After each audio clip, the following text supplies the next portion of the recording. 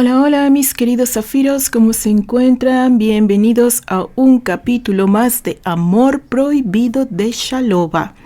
Y bueno, como dijeron por ahí, este es el juicio del siglo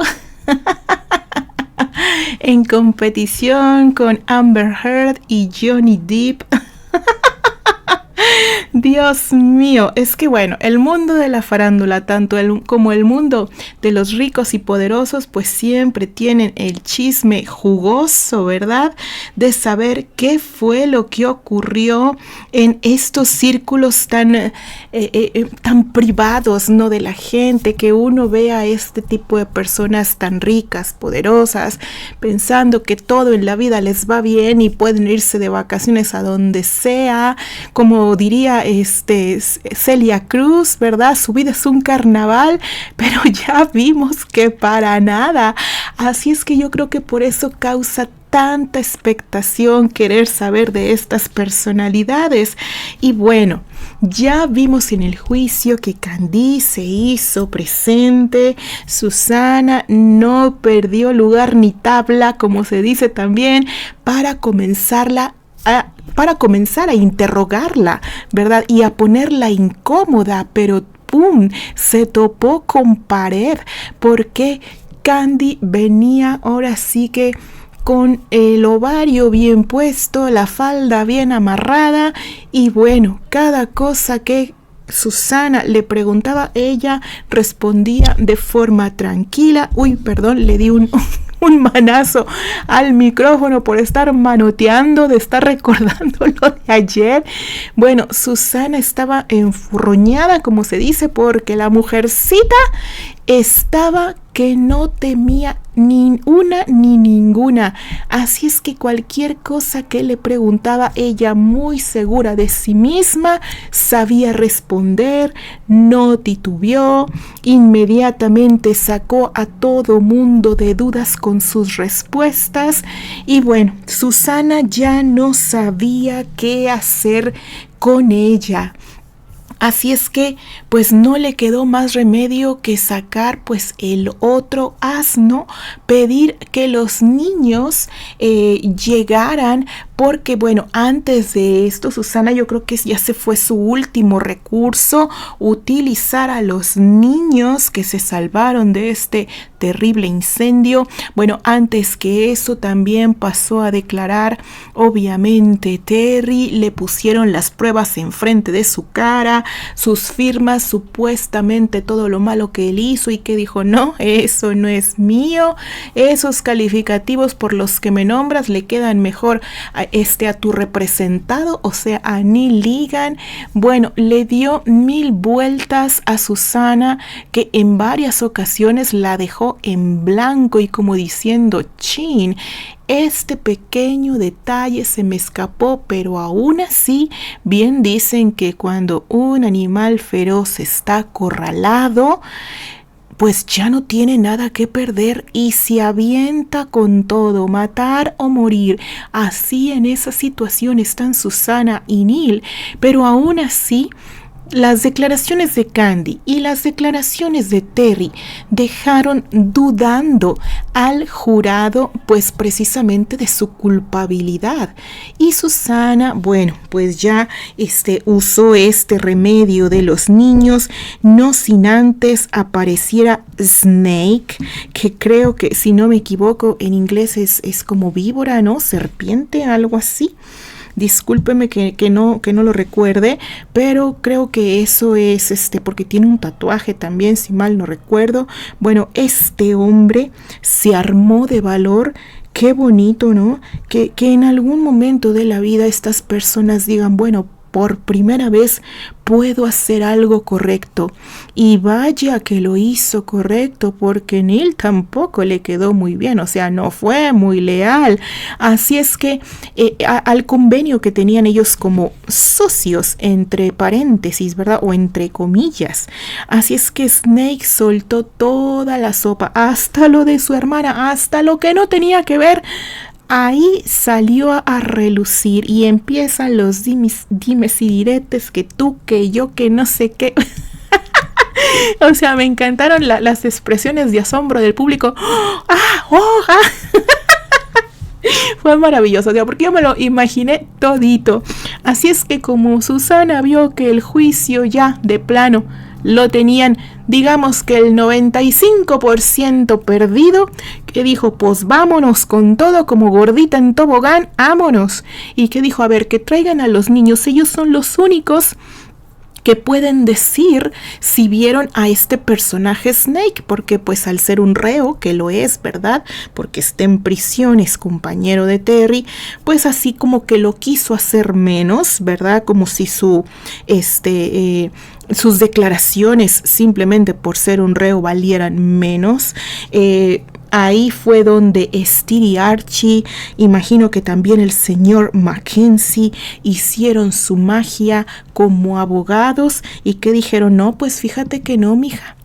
Esos niños no van a pisar ningún estrado ni van a visitar ningún tipo de psicólogos, abogados o lo que quieras ser para ponerlos a declarar o a carearse con Snake.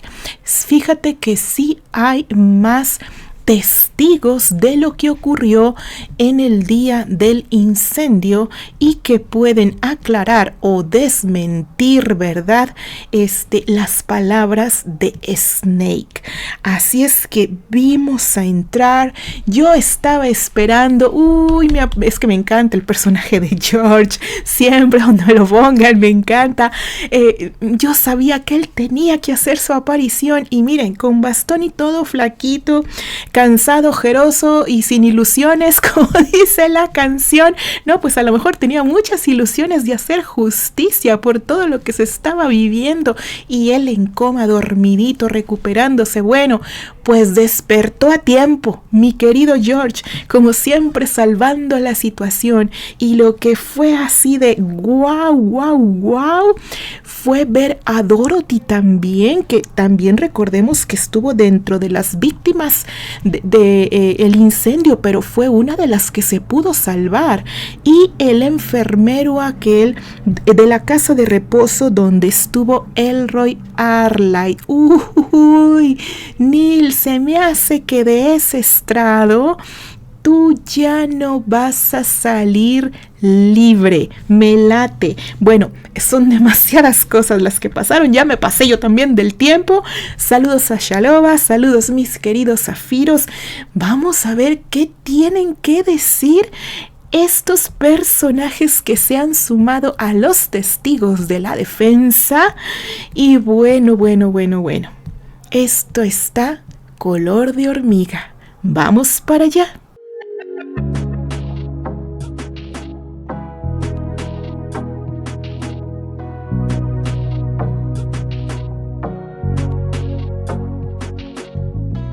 Ponte cómodo y goza de mi lectura. Amor Prohibido, escrito por Shaloba y narrado por Mayra Solís de Jesús para su canal Azul Zafiro, abril 2025.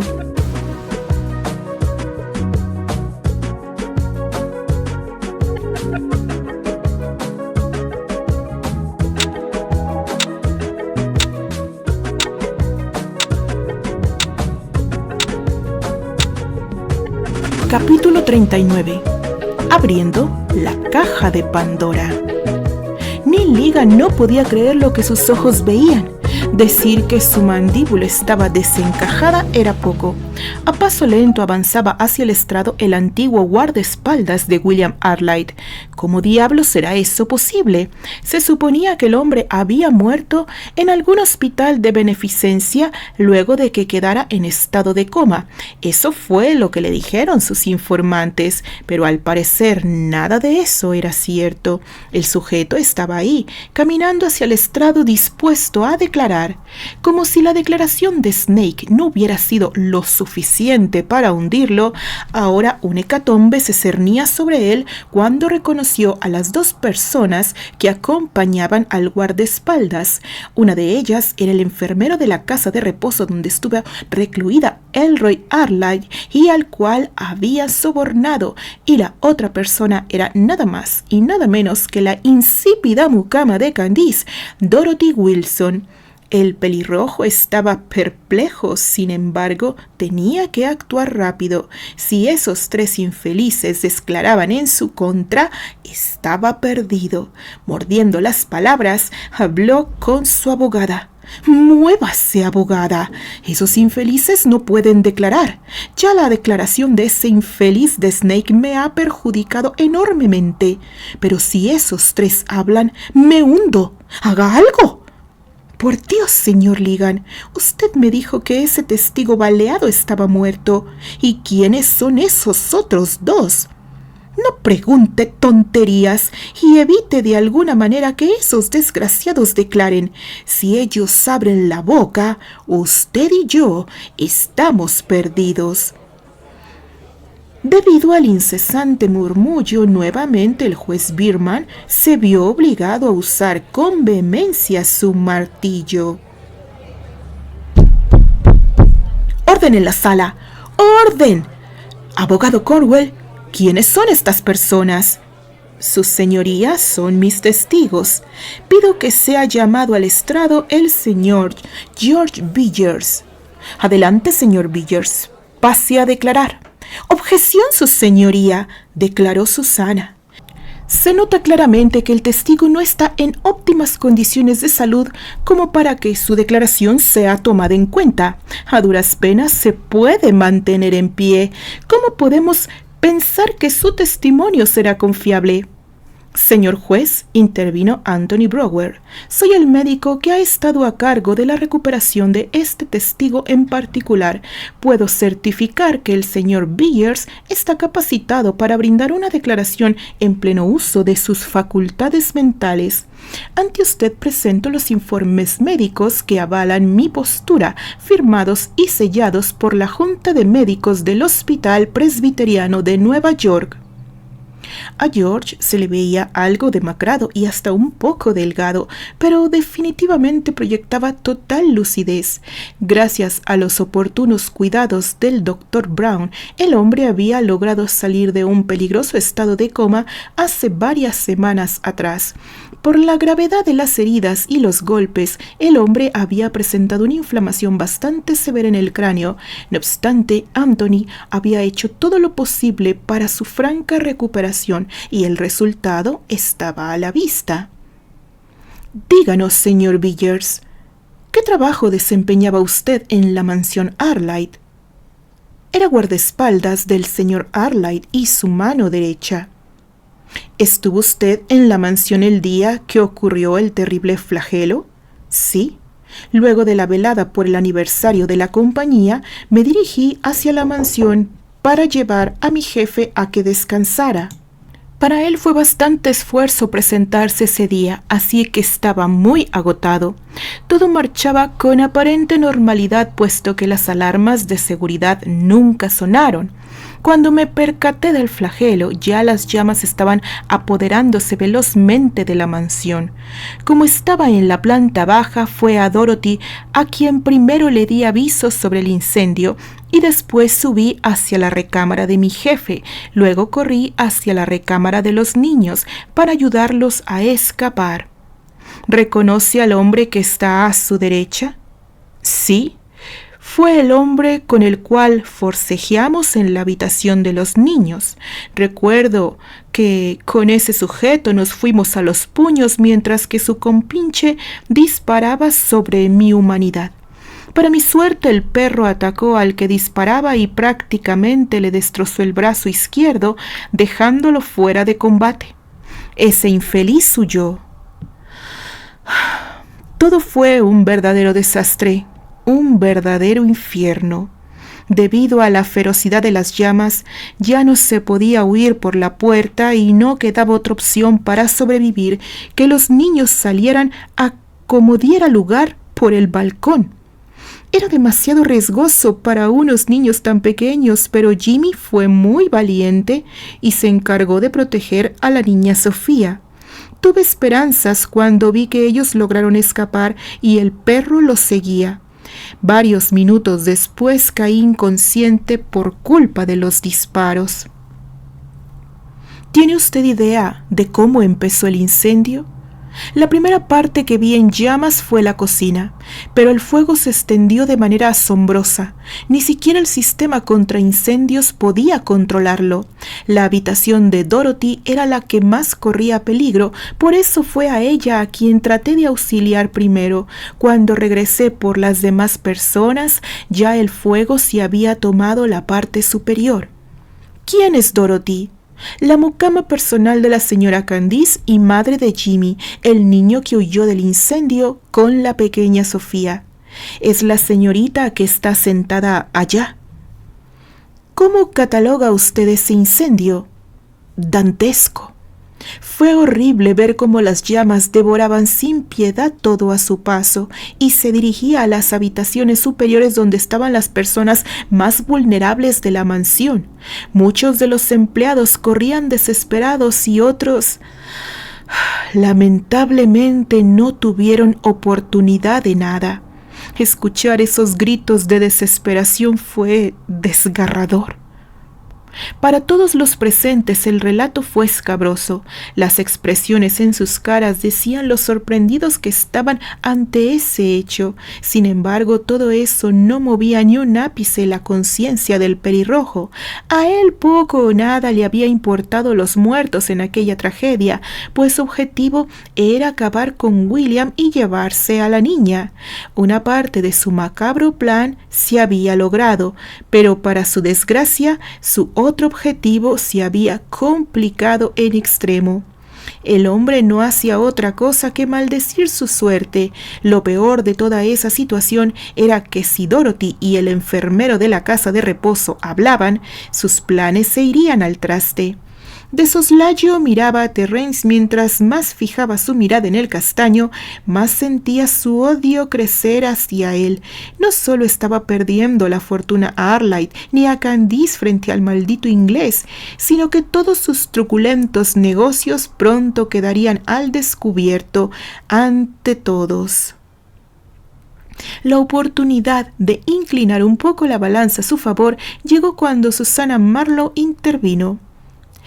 Díganos, señor Villers, si usted era el guardaespaldas del señor Arlight y su mano derecha, ¿por qué no lo ayudó en primera instancia a escapar de las llamas?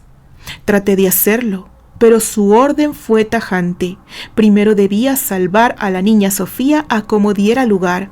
Al momento de recordar la orden de su patrón, la voz de George se quebró.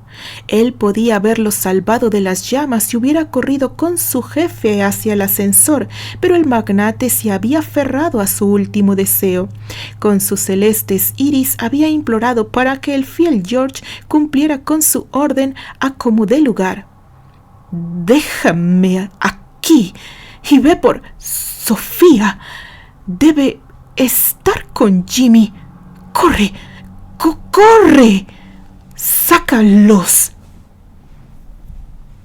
Yo intenté sacarlos de la habitación, pero si lo llevaba a él hasta el ascensor, los niños no hubieran tenido una oportunidad para escapar.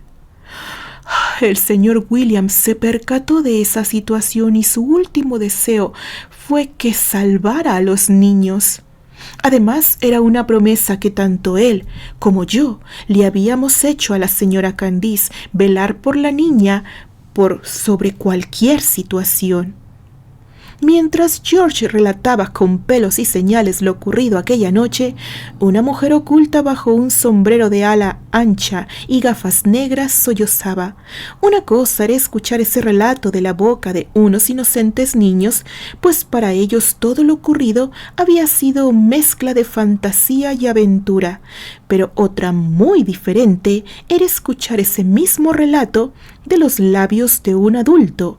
Candice no podía creer que su hija y Jimmy hubieran estado en medio de semejante horror, y más saber que William había preferido morir para salvar a los pequeños. Sentir las cálidas manos de Annie y Patty sobre las temblorosas de ella hicieron que la rubia sosegara su corazón. Para su fortuna, sus dos amigas habían ido ese día a acompañarla, pues por orden médica Candice no debía estar a solas jamás. Las tiernas palabras de Annie y Patty hicieron que ella esbozara una pequeña sonrisa en medio de sus calladas lágrimas. Tranquila, amiga. Ya todo eso pasó. Ahora la niña está bien cuidada y protegida por todos los que la amamos. Creo que el destino le ha dado su propio ángel guardián que seguramente la seguirá cuidando desde un poco más lejos. Candy, amiga mía, Annie tiene razón. Ahora limpia tus lágrimas. Recuerda que por nada del mundo debes alterarte. Además, Terry no debe verte así de afligida. Si él te nota nerviosa o llorosa, de seguro le pedirá a Steer que te saque de aquí. Lo sé, chicas, y honestamente gracias por estar aquí conmigo. Susana no cesaba en su intento de restarle valor a la declaración de George. No obstante, el hombre se mantuvo firme y mucho más cuando tenía valiosa información que dar a conocer. Entonces, si usted le guarda fidelidad a la señora Candice, bien podemos pensar que su opinión es un tanto sesgada. ¿Sesgada? Yo era la mano derecha de William Arlight y sé perfectamente lo que mi patrón opina acerca de ese sujeto Ligan. Por eso es que jamás lo incluyó en ninguno de sus planes financieros a futuro. No me quedan dudas de que fue el señor Ligan quien dio la orden para quemar todo. Él quería acabar con mi jefe. Usted dice que no le quedan dudas. Le pregunto, ¿a usted le consta que el sujeto al cual apodan Snake cumplía las órdenes de Neil Ligan? No, abogada, no me consta. Cuando tuvimos el altercado, él jamás mencionó el nombre de su jefe o de quién venían las órdenes directas de ocasionar el incendio. Entonces, ¿cómo es que declara a favor del señor Graham si no sabe si fue él mismo quien emitió la orden? Porque el señor William Arlight llegó a confiar plenamente en el joven Graham, pero de quien desconfiaba era del señor Ligan. Hace un poco más de 4 años atrás, mi jefe ordenó investigar todos los movimientos del señor Ligan dentro del corporativo. Hubo varios movimientos financieros muy sospechosos que generaron fuertes dudas, especialmente en las cuentas del exterior. Además, siempre estaba pugnando por ganar la presidencia del corporativo y queriendo incordiar al señor Arlight con la junta de accionistas. Señor Villers, ¿tiene cómo probar lo que está diciendo?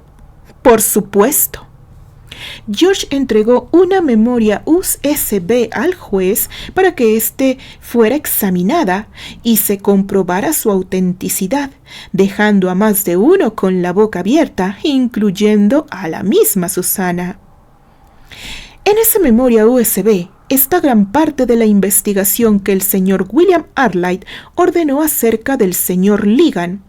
Lamentablemente no se pudo concluir por el accidente automovilístico que sufrió mi jefe. Ahí encontrarán teléfonos de hackers, correos electrónicos sumamente extraños y varias inconsistencias que el señor Arlight detectó en las cuentas especiales del exterior manejadas exclusivamente por el señor Ligan. Mi jefe tenía la impresión de que se quería usar al corporativo como fachada para negocios turbios. Al escuchar aquella confesión de George, el pelirrojo maldijo para sus adentros. Al parecer, William ya venía sospechando sobre su manejo por debajo de la mesa de las cuentas especiales. Neil apretó fuertemente sus párpados y su mente voló hace más de 5 años atrás.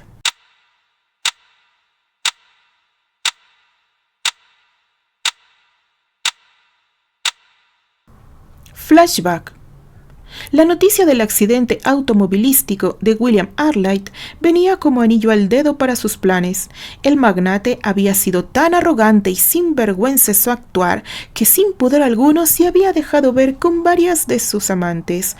Para Neil había sido muy fácil arrancarle unas cuantas fotografías de sus licenciosas salidas y pedir su cabeza a la Junta General de Accionistas. Y ahora con ese accidente quedaba prácticamente anulado del corporativo al estar internado y sin fecha de retorno al sillón presidencial. Por Dios, William, jamás pensé que tú mismo me darías tu cabeza en bandeja de plata. Ahora que estarás internado, seré yo quien esté al frente del corporativo y podré manejar a mi total antojo las cuentas del exterior. Y si la suerte está de mi lado, pues hasta te mueres y me dejas la vía libre. Con el pasar de las semanas, la noticia que él tanto esperaba no llegó. Al contrario, el rubio parecía recuperarse satisfactoriamente bajo los cuidados de su abnegada esposa. Una de esas tardes decidió ir él mismo a verificar el estado de salud de William. La puerta entreabierta de la habitación especial en la que estaba reposando el magnate le dio una imagen que jamás pudo borrar de su memoria. Candice Arlight estaba sentada cerca de la ventana de la habitación mirando de manera nostálgica el exterior. La luz del sol se reflejaba sobre sus rizos, haciéndola lucir más pálida de lo habitual. No obstante, ese brillo sobre su piel le daba la apariencia de un ángel entristecido. Siempre había sido consciente de la belleza de la señora Arlight, pero ese día en especial, su imagen tan vulnerable lo deslumbró. Cuando se fijó detenidamente en sus manos, se percató de que la mujer acariciaba amorosamente una corbata negra. ¿En quién piensas, mujer? ¿En el traidor de William? Por Dios, Candice, ¿acaso crees que William merece tus cuidados?, se cuestionó. Por un momento le dio rabia pensar que el badaluque de William tuviera entre sus manos a una esposa tan amorosa. Bueno, sinceramente, él tampoco era un marido modelo. También tenía amantes, pero para ser honesto, su esposa no se podía comparar a Candice y por eso ya estaba pensando en divorciarse.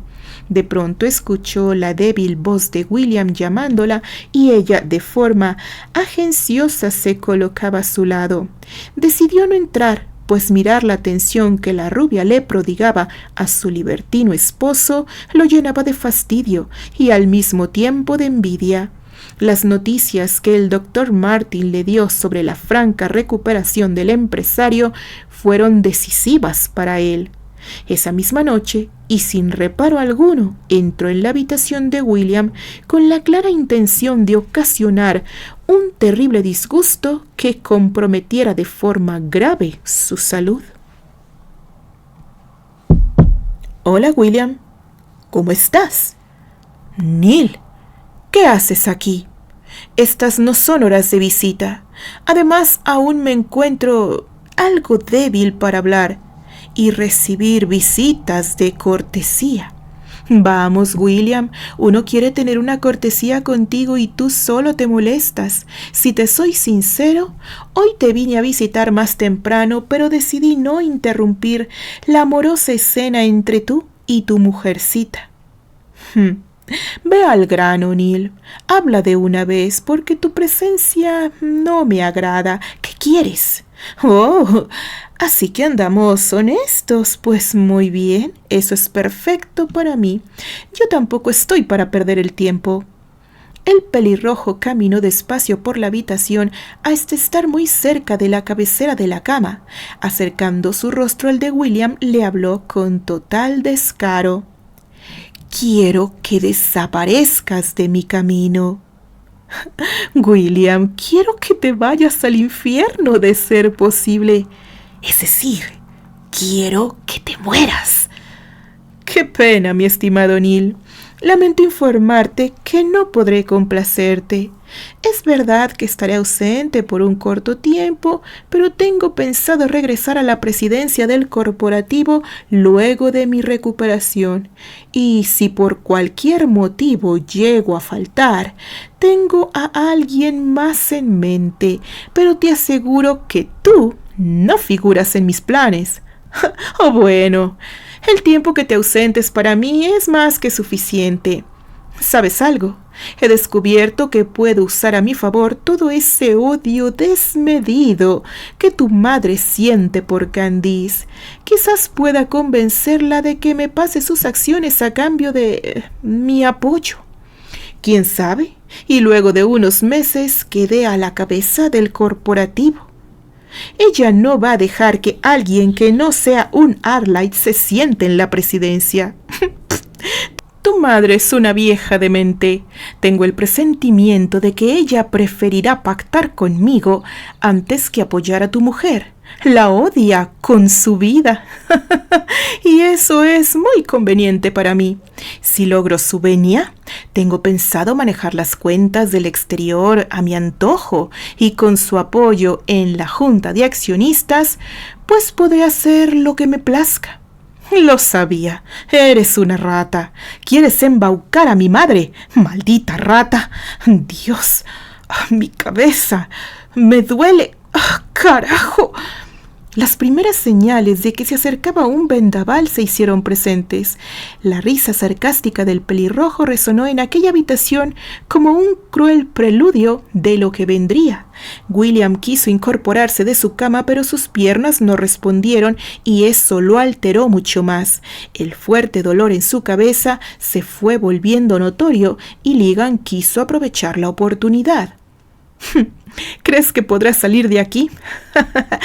Mírate, ni siquiera te valen las piernas. De este hospital saldrás, pero en un féretro, y yo brindaré con el champán más caro sobre tu tumba. En poco tiempo tendré el poder absoluto entre mis manos. Manejaré a los accionistas a mi antojo, luego usaré a la vieja momia para que nadie ponga en duda mi palabra, y por último, usaré tus empresas para lavar dinero. Haré todo lo necesario para hacerme del poder y tú te pudrirás bajo tierra. Cállate, desgraciado. Basta, no usarás mi empresa. Todo este tiempo he venido siguiendo tus pasos, William. He añorado y deseado lo que tú tienes a manos llenas y simplemente te dedicas a gastarlo en mujeres baratas. ¿Sabes algo? No mereces manejar la fortuna Arlight y por eso me voy a apoderar de todo lo tuyo, incluyendo a tu dulce mujercita. No toques a Candy, déjala en paz. Ella está... ¡Oh, mi cabeza! La tocaré a mi total antojo, la haré mi mujer y gozaré de sus cálidas caricias en tu nombre. Todas sus acciones pasarán a mi nombre. Como ves, seré el dueño de tu fortuna. ¡No! William Arlight ya no pudo manifestar nada más, pues cayó estrepitosamente al piso debido a que sus piernas jamás respondieron. Quejándose de un terrible dolor agudo en su cabeza, quedó tirado en el piso de la habitación a su suerte. Neil no hizo nada. Solo sonrió de manera triunfalista y se marchó de la pieza antes de que el ruido alertara a las enfermeras. Fin del flashback.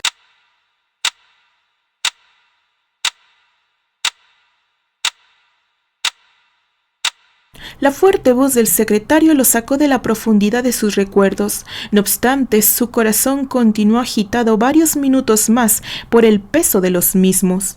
Sus ambarinos ojos se abrieron de golpe cuando escuchó el nombre de la insulsa mucama de Candice. Se llama al estrado a la señorita Dorothy Wilson. Verla caminar lentamente hacia el estrado provocó en él una media sonrisa que parecía más una mueca. Aún no podía creer que la pobre infeliz se hubiese armado de valor para declarar en su contra. No desaprovechó el momento en el que sus miradas se cruzaron para lanzarle una feroz mirada intimidante, de esas que le advertían de un amargo futuro si se atrevía a hablar más de la cuenta. «Díganos, señorita Wilson, ¿usted es la mucama personal de la señora Candice?» «Sí, lo he sido por muchos años, desde que ella se casó con el difunto William Arlight». «Entonces usted conoce al señor Neil Ligan». «Sí, por sus visitas a la mansión, aunque éstas eran pocas y todas ligadas al trabajo o algún evento formal. Le podría decir a esta sala si usted ha tenido alguna relación con el señor Ligan que vaya más allá del trato formal». La mujer estaba visiblemente nerviosa. Apenas si podía levantar el rostro por el pánico que le producía la gélida mirada del pelirrojo. No obstante, Steer tomó su mano y le brindó un pequeño apretón acompañado de un gesto de apoyo.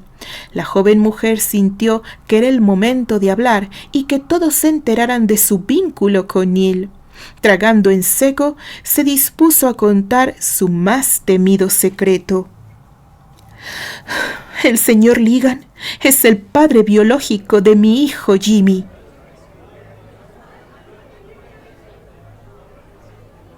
Nuevamente el murmullo se apoderó de la sala. A estas alturas se había abierto una verdadera caja de Pandora. La misma Candice no podía creer lo que escuchaba.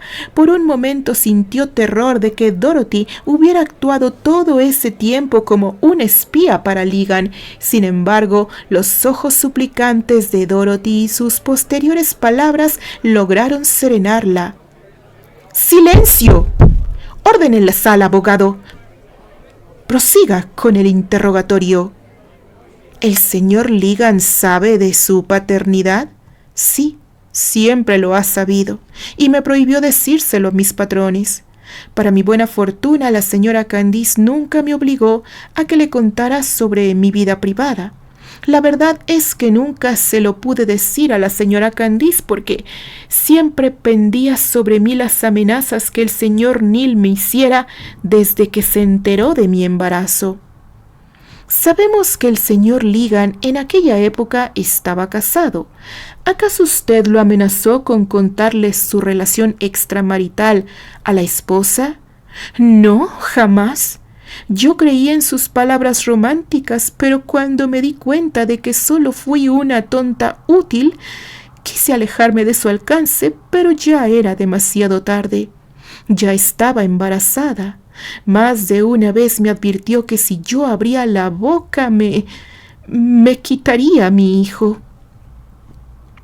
«Si usted no representaba un peligro para el matrimonio del señor Ligan, ¿cuál era el motivo para mantenerla amenazada?» «Es que quería que yo le diera información acerca del señor William Arlight.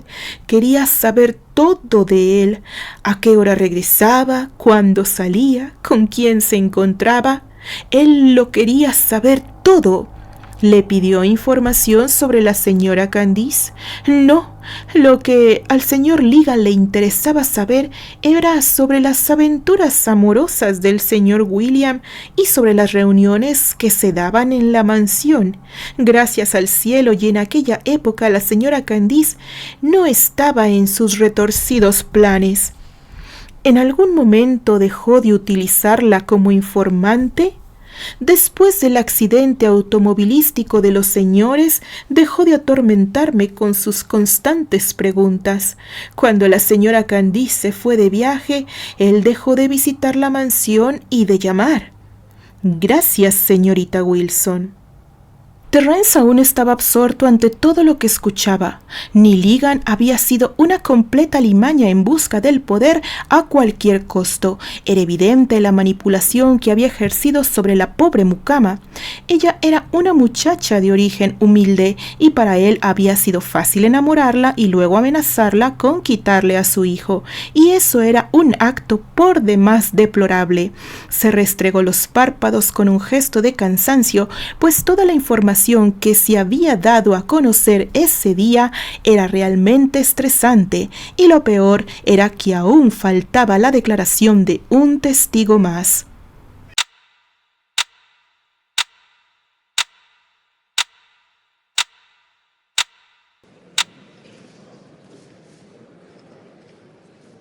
A pesar de que en la sala reinaba el murmullo y el cuchicheo, el gesto de Steer era imperturbable. El hombre había manejado todo con nervios de acero y su siguiente testigo sería la estocada final. Honorable juez Birman, solicito se llame a declarar al señor Alex Martínez. Muy bien, abogado Cornwell. Secretario, haga el llamado al testigo. Cuando su nombre fue escuchado de los labios del secretario, el hombre en mención dio un respingo. El testigo era un hombre de tamaño promedio, algo fornido y de rasgos latinos. Con gran nerviosismo y visiblemente tenso se acercó al estrado. Portaba el tradicional uniforme de enfermero y el gafet que llevaba colgado en su cuello así lo confirmaba. Díganos, señor Martínez, ¿dónde trabaja usted? En la casa de reposo Hudson Maxwell, en un lugar exclusivo para personas con dificultades mentales pero con excelentes recursos monetarios. ¿Y cómo conoció al señor Ligan? Según me supo informar la enfermera, el señor Ligan era el tutor legal de la señora Elroy Arlight. La anciana estaba asilada en una de las habitaciones especiales. Yo traté con él una sola vez, pero fue el día en que mi vida se fue al carajo. ¿Nos puede explicar qué pasó ese día en especial? Abogado, señor juez, se los juro, cuando este hombre visitó a la señora Elroy, jamás pensé que ocurriría algo malo. Solo imaginé que quería ver más de cerca a su pariente.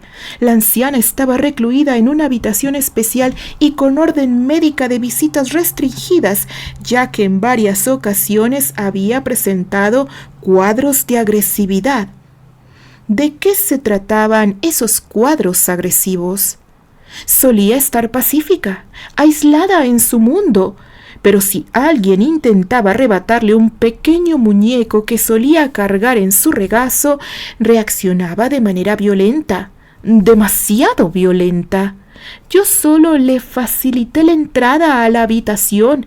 Les juro que no hice nada más, se los juro. La señora Elroy no era consciente de sus actos. No. Lastimosamente la anciana había perdido sus facultades mentales. Pocas veces presentaba cuadros de lucidez, pero por lo general estaba perdida en su fantasía. Su vida se centraba en ese muñeco que arrullaba como si fuera su hijo, al cual llamaba William.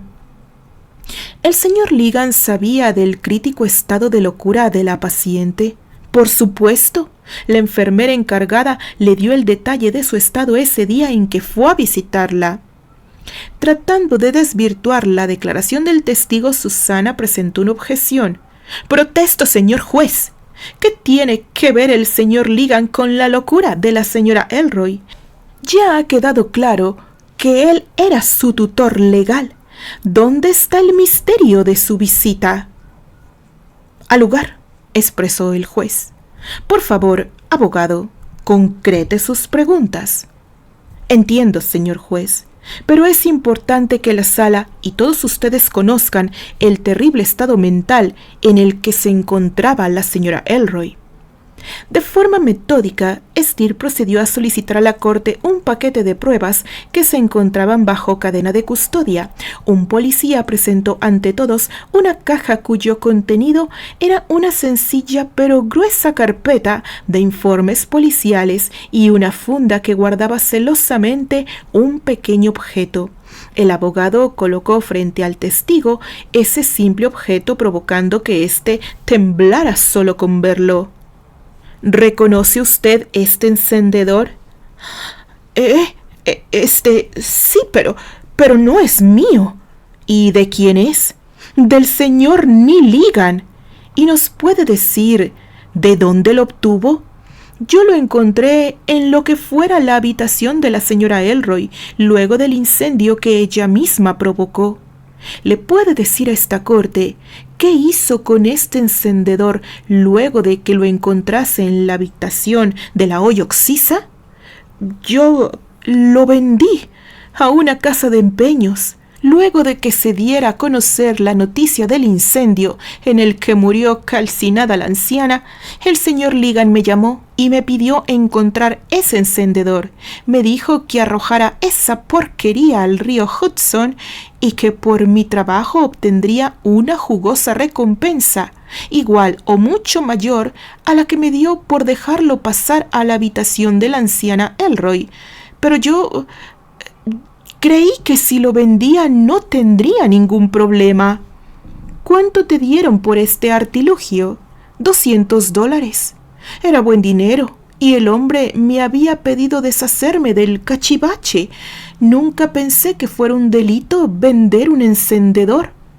Neil maldecía para sus adentros. El enfermero solo tenía que desaparecer el encendedor arrojándolo al río, pero el muy desgraciado había preferido ganar unos cuantos dólares vendiendo el maldito encendedor. «¡Objeción, su señoría!», exclamó Susana. «¿Cómo pueden asegurar que ese encendedor le pertenece a mi cliente? Es un sencillo encendedor. Deben haber millones de esa baratija en esta ciudad». «No coma ansias, abogada Marlowe. Me imagino que el abogado Cornwell tiene una respuesta para esa duda que a todos nos está atormentando en este momento». «Así es, señor juez.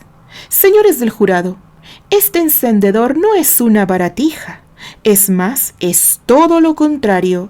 Es una antigüedad de plata pura y por ende es un artículo exclusivo y único. Este sencillo pero costoso encendedor le perteneció en vida al famoso delincuente Al Capone y sus iniciales están grabadas aquí. Este encendedor fue subastado hace varios meses atrás y la persona que lo adquirió fue ni más ni menos que el señor Neil Ligan. Esta información puede ser verificada en este informe policial que reposa en esta carpeta, la cual se ha mantenido bajo cadena de custodia. Toda la investigación del caso la realizó el inspector Tom Stevenson. En la carpeta encontrarán sobornos, facturas de compras, transacciones, en fin, todos esos detalles que avalan lo que he dicho. Definitivamente la anciana Elroy murió calcinada por su propia mano, producto de su locura. Pero lo tenebroso de este caso es que la persona que le otorgó ese encendedor fue el señor Ligan, quien conocía perfectamente el deplorable estado mental de la paciente. ¿Por qué lo hizo? Pues poco a poco se los revelaré, ya que todo esto tiene sus inicios un poco más de 5 años atrás. La habilidad del abogado dejaba absortos a los presentes. El hombre de gafas había presentado varios testimonios que le dieron un giro tremendo al juicio. Una verdad en extremo aterradora se estaba revelando ante todos, pues Neil Ligan estaba pasando de acusador a acusado, de víctima a victimario, de ángel a demonio. Señores del jurado, los peritajes y las investigaciones realizadas por el detective Stevenson nos llevan a una sola persona como la mente maestra tras todo este siniestro caso, Neil Ligan. Steer aspiró hondamente para empezar a detallar todo lo que las investigaciones habían arrojado. Agradecía enormemente que el inspector hubiera hecho una recolección inmensa de pequeños detalles, pues fueron justamente esos detalles lo que le llevó a armar toda la defensa. No era simplemente demostrar que Terry no era el causante del siniestro de la mansión Arlight, había que demostrar todo en el maquiavélico plan que Neil había estado orquestando tiempo atrás. Para ese momento, cualquier alegato que Susana Marlowe propusiera quedaba invalidado ante la contundencia de las pruebas. Sus señorías, señores del jurado, tengan a bien escuchar mi largo relato porque una verdadera caja de Pandora se descubrirá ante ustedes. Amparándome en todas las investigaciones realizadas y que han seguido una estricta cadena de custodia, puedo decir sin temor a equivocarme que el objetivo del señor Ligan siempre ha sido acaparar el poder que recae sobre la cabeza del clan Arlight. Por eso armó todo este escabroso plan, el cual le ha tomado más de 5 años llevarlo a cabo. Comenzó con la manipulación de la mucama de mayor confianza en la familia, Dorothy Wilson. Con la muchacha bajo su dominio pudo obtener informes detallados del diario vivir del señor William Arlight, quien era su objetivo primario. Con gran astucia se gana la confianza del presidente y de los socios para de esa manera comenzar a manejar la parte financiera del corporativo, en especial aquellas cuentas que se manejan en el exterior y a donde se puede desviar mucho dinero hacia paraísos fiscales. Luego ocurrió el misterioso ACB del magnate que lo dejó fuera de juego. Por varios meses intenta obtener la presidencia, pero la señora Elroy no cede y existe una pequeña pugna de poderes. No obstante, ocurre algo con lo que al parecer nadie contaba. La señora Candice aparece en escena con un poder firmado por el mismísimo William Arlight para ser nombrada presidente del poderoso corporativo. La sala de audiencias estaba en total silencio. Nadie se quería perder un solo detalle del relato del abogado. Ni siquiera Susana Marlowe perdía detalle de todo. En ese momento estaba totalmente arrepentida de haber aceptado el caso de Neil. Con su postura recta y gesto serio, Steer continuó con su exposición. Cuando la señora Candice entró en su juego de ajedrez, decidió apoyar su nombramiento en la junta de accionistas e inclinar la balanza a su favor para de esa manera contrarrestar el poder de la matriarca Elroy. Su trabajo de hormiga fue por un periodo de 4 años en donde contaba con la confianza de la señora presidente, pues en todo momento se presentó como su apoyo incondicional frente a la Junta General de Accionistas. Todo marchó en perfecto orden para el señor Ligan. Su manejo sobre las cuentas extranjeras era único y como se reportaban excelentes dividendos, nadie puso en tela de juicio su buen trabajo. Nadie las auditaba hasta que mi cliente, el señor Graham, llegó al corporativo como representante legal de un nuevo socio inversionista. «¡Objeción, su señoría!», demandó Susana. «Todo lo relatado son especulaciones del abogado Corwell». «No ha lugar, abogada. Creo que a estas alturas es innegable que su cliente manejaba de manera indebida las finanzas que estaban bajo su poder. Prosiga, abogado Corwell». «Gracias, señor juez. Desde que el señor Graham llegó al corporativo, el trato entre ellos se volvió tirante y hasta muchas veces insoportable, el mismo que empeoró el día que mi cliente acompañó a la señora Candice a un cierre de negocios con el señor Roger Ligan, padre de Neil Ligan. El señor Graham, en calidad de asesor y abogado personal de la señora Candice, comenzó a asesorarla en varias inversiones y a revisar de forma minuciosa varios contratos, provocando en el señor Neal un total desagrado. Neal ya no soportaba más el relato del abogado, se paró de golpe y espetó fuertemente su molestia. ¿Cómo no me iba a desagradar su presencia? Si Graham era un recién llegado, un advenedizo. Comenzó a meter sus narices en convenios que no eran de su incumbencia, con total desfachatez. Con 2 golpes de martillo, el juez Birman mandó a callar a Neal. «Silencio, señor Ligan. Su turno para declarar ya ha pasado. Si desea hablar, pues tendrá que esperar su turno». «Continúe, abogado Cornwell». «Gracias, su señoría». Conforme la señora Candice se alejaba de la asesoría de Neal Ligan, extrañamente se entabló una alianza entre la señora Elroy Arley y el señor Ligan. Los anteriores enemigos ahora estaban asociados con un fin en común: dominar a la señora Candice. ¿Sabían ustedes que la señora Elroy le firmó un poder al señor Ligan? Incluso llegó a nombrarlo su representante legal y tutor. Señores del jurado, ¿sabían ustedes que los intrusos de la mansión nunca forzaron las entradas? Los delincuentes poseían las claves de acceso a todas las instalaciones de la mansión y por eso las alarmas jamás sonaron. El plan estaba claro y los objetivos en la mira. El abogado caminaba a través de la sala con una seguridad pasmosa. Tenía esa actitud desafiante que tienen todos aquellos que se saben poseedores de la verdad en sus manos. Con aplomo se dispuso a contar la forma tan maquiavélica en la que Ligan había ejecutado su plan. El primer objetivo a cumplir era incendiar la mansión para que el señor William no tuviera escapatoria alguna. De esa forma tan espeluznante acabaría con su eterna molestia, y el segundo objetivo era raptar a la niña Sofía, para que de esa manera tener entre sus manos una herramienta con que amedrentar a la señora Candice.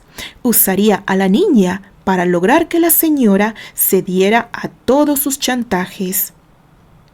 Lo escabroso de este plan es que a este sujeto, Ligan, no le tembló la mano para ordenar un incendio donde sabía perfectamente que su propio hijo podía morir, y como si esto no fuera suficiente, le otorgó un encendedor a la señora Elroy para que acabara con su existencia, siendo presa de su culpa y de su precario estado mental.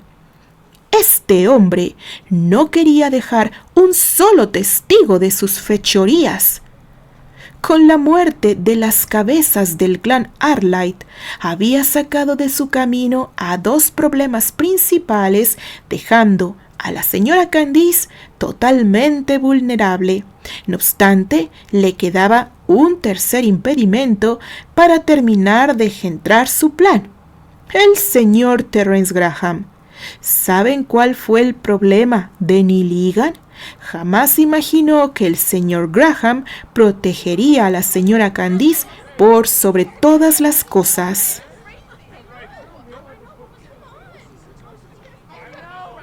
Las expresiones de asombro no cesaban en la sala de audiencias.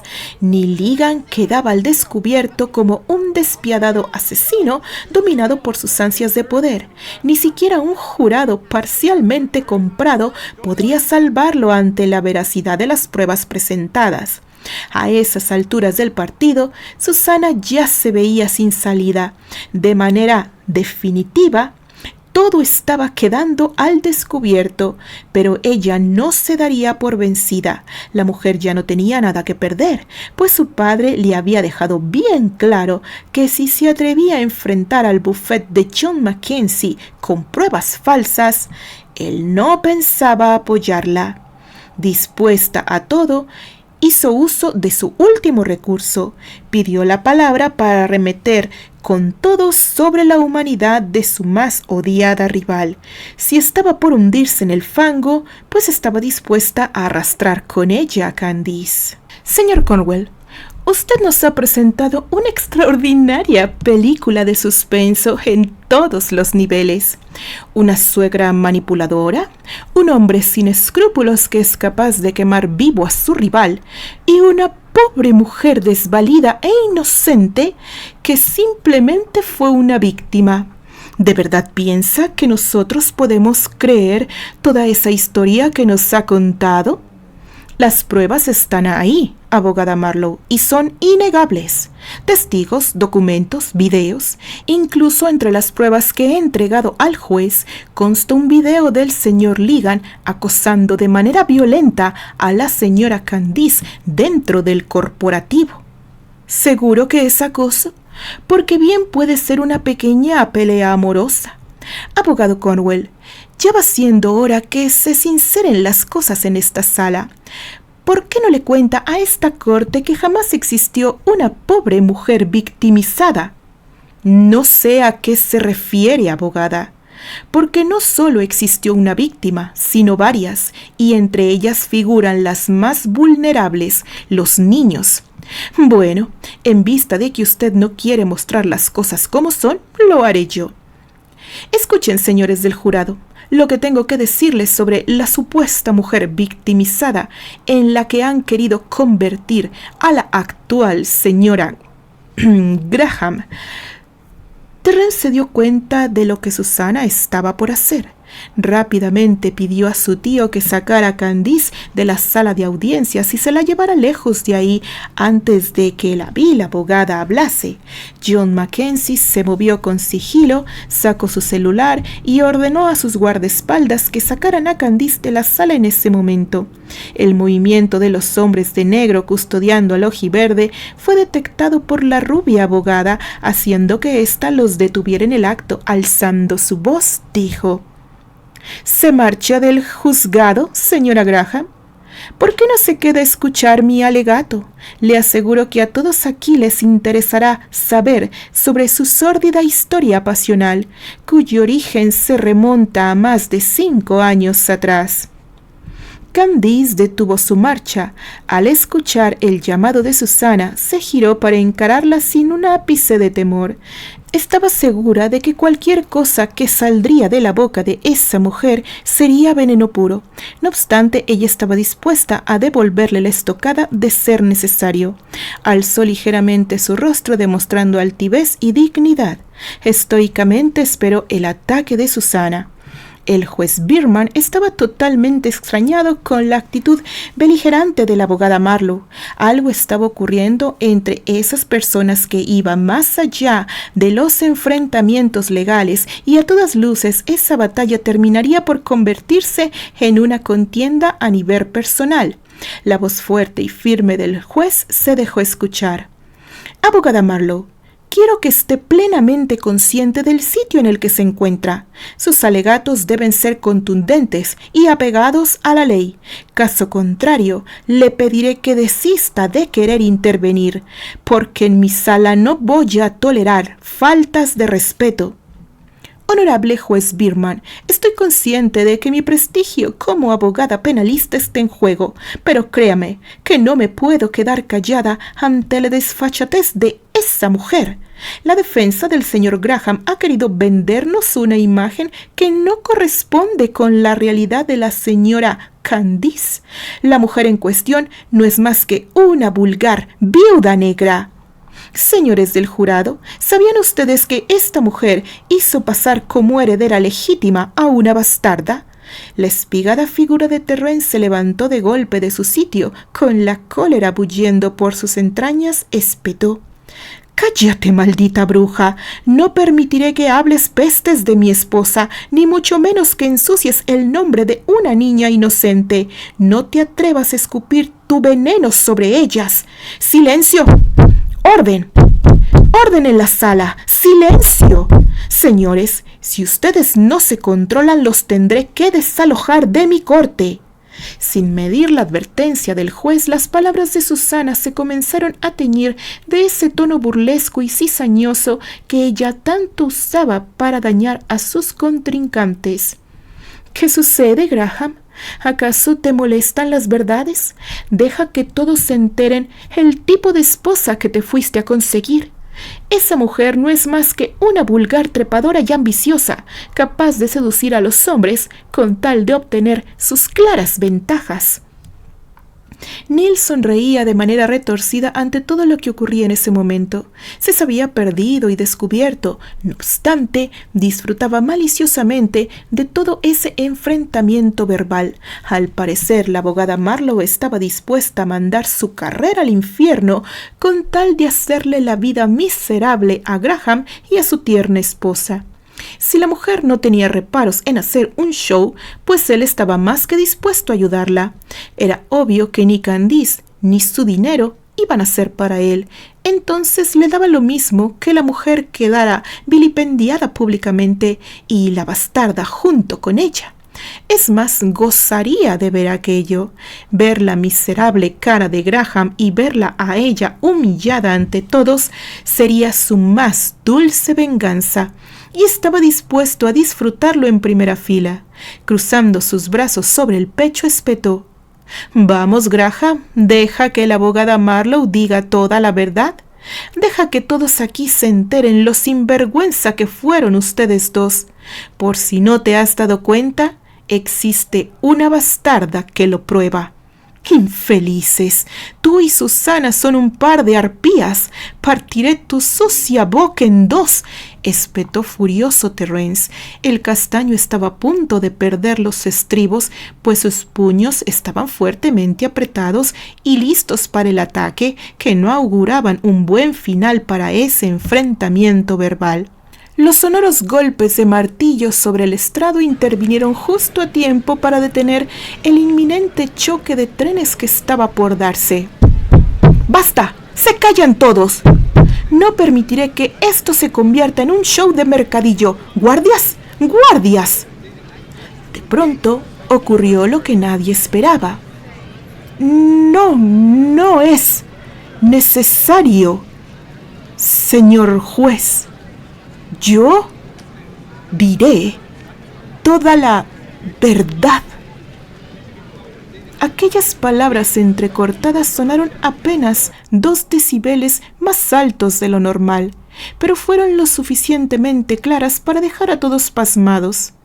Los iris ambarinas de Neil estaban a punto de salirse de sus órbitas, cuando en la puerta del juzgado pudo apreciar la figura de aquel hombre que él pensaba 2 metros bajo tierra. «¿Tú? Pero ¿cómo es posible?». «Continuará».